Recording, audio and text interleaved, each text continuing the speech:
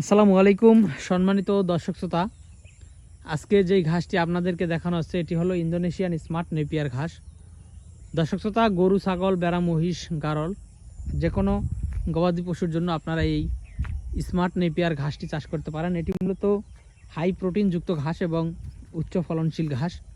বর্তমানে যত প্রকার ঘাস রয়েছে এই ঘাসটি হলো সবচেয়ে বেশি প্রোটিনযুক্ত ঘাস। বিশেষ করে এই ঘাসটি যদিও একটু খাটো হয়, অন্যান্য ঘাসের থেকে এই ঘাসটি লম্বা হয় কম, কিন্তু এই ঘাসটি খাটো হলেও নিচ থেকে অনেক বেশি চারা হয়, যারা অনেক বেশি ঘাস হয়ে থাকে। তো দর্শকবিন্দু, আপনারা চাইলে এই ইন্দোনেশিয়ান স্মার্ট নেপিয়ার ঘাসটি চাষ করতে পারেন।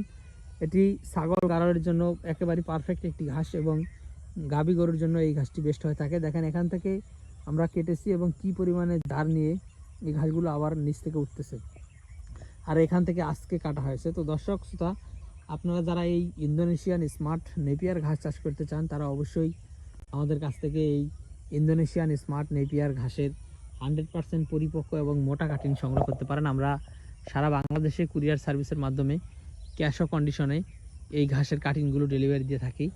দর্শক শ্রোতা, এই ঘাসটি দেখেন, একেবারে নিচ থেকে আগা পর্যন্ত পাতা, অর্থাৎ যতটুকুন ঘাস ততটুকুনই পাতা, এবং ঘাস যতটুকুন হয় ততটুকুনই কিন্তু নরম এবং মিষ্টি, এবং এই ঘাসের পাতাটা কিন্তু একেবারেই দাঁড় কম থাকে অন্যান্য ঘাসের তুলনায়।